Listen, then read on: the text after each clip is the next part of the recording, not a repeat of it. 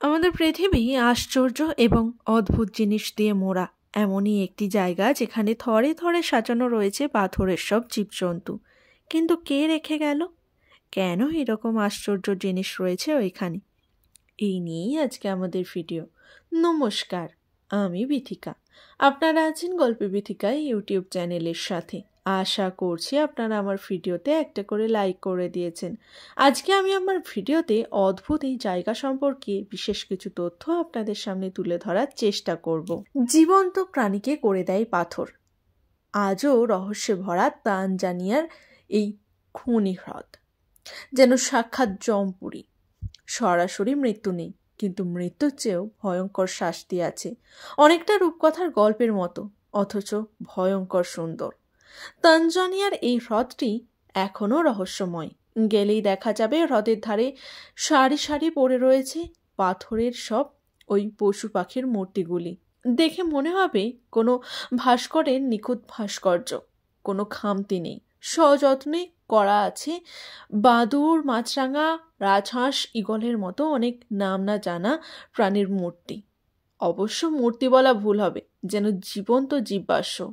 আবার মমিও বলা যেতে পারে। কথা হচ্ছে তানজানিয়ার নেত্রন হ্রদের। এই হ্রদে কোনো প্রাণী গেলে তাকে বেঁচে ফিরতে হয় না।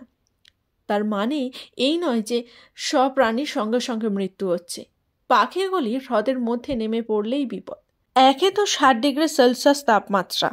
এক মুহূর্ত ওই হ্রদে তিষ্ঠনোর জো নেই।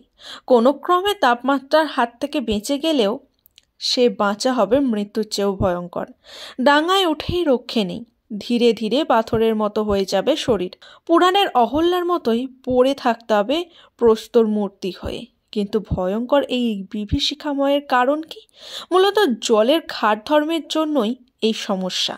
অগভীর নেত্রন হ্রদটি দৈর্ঘ্য 57 কিমি ও প্রস্থ 22 কিমি। জলের গভীরতা মাত্র 10 ফুট। প্রচুর সোডিয়াম ও কার্বনের যুক্ত ট্র্যাকাইট লাভা দিয়ে বহুকাল আগেই তৈরি হয়েছে নেত্রন হ্রদের তলদেশ, যার ফলে উত্তাপ সবসময় 60 ডিগ্রি সেলসিয়াসের আশেপাশেই থাকে। বেশি তাপমাত্রার ফলে হ্রদের জল দ্রুত বাষ্পীভূত হয়ে যায়। তার পরিবর্তে পড়ে থাকে লাভা, যা জলের মতোই তরল। এদিকে সোডিয়াম এবং কার্বনেটের ক্ষার ধর্মের জন্য হ্রদের জন্ম নেয় সায়ানোব্যাকটেরিয়া নামের অণুজীব।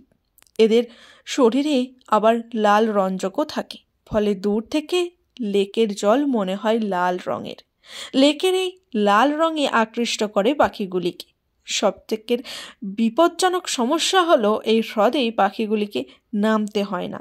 এর ওপর দিয়ে উড়ে যাওয়ার সময়ই হ্রদের জলে পড়ে যায় তারা। কিভাবে? জলের পরিবর্তে লাভা থাকায় সূর্যের রশ্মি হ্রদ থেকে বেশি পরিমাণ প্রতিফলিত হয়। ফলে পাখিগুলি যখন ওপর দিয়ে উড়ে যায় তখন তাদের চোখ ধাঁধিয়ে যায়। তীব্র আলোর ঝলকানিতে বিভ্রান্ত হয়ে হ্রদে পড়ে যায় বাদুড় বা পাখিগুলি। পড়ার সঙ্গে সঙ্গেই অনেক পাখির মৃত্যু হয়। কেউ যদি অতি কষ্টে ডাঙায় উঠেও পড়ে, তার কষ্ট আরও বাড়বে।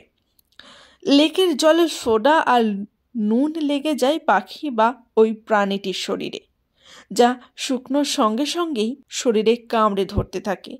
আস্তে আস্তে পাথরে পরিণত হয় ওই লবণ বা সোডা। একসময় পাখিগুলি শরীর পূর্ণাঙ্গ চুনা পাথরের মূর্তির রূপ নেয়। তা কেমন লাগলো এই অদ্ভুত হ্রদ সম্পর্কে জেনে? তা আমাকে কমেন্ট করে জানাতে কিন্তু একদম ভুলবেন না।